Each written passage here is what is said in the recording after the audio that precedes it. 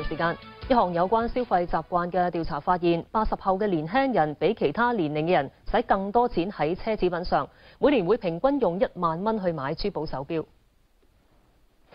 市民賺幾多使幾多？賺3萬蚊，使 around 1萬蚊到。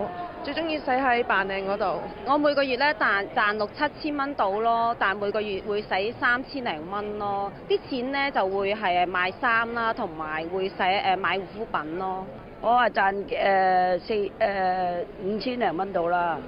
咁我使咧就使喺飲茶飲食方面啦，係啦，都係使即係使薪水嘅一半咯。思偉市場資訊有限公司舊年就訪問咗6000個市民，其中買珠寶同手錶受訪嘅80後市民每年就使最多，平均用1萬蚊。X 世代即係30至44歲嘅市民就使8600蚊，而嬰兒潮世代即係46至64歲嘅就使9700蚊。調查機構話80後比較年長嘅更加願意使錢喺奢侈品上面。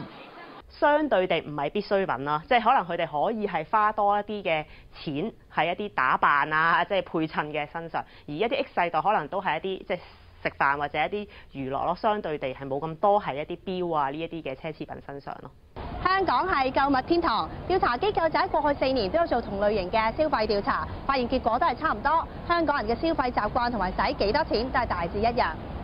無線電視記者鄭思思報導。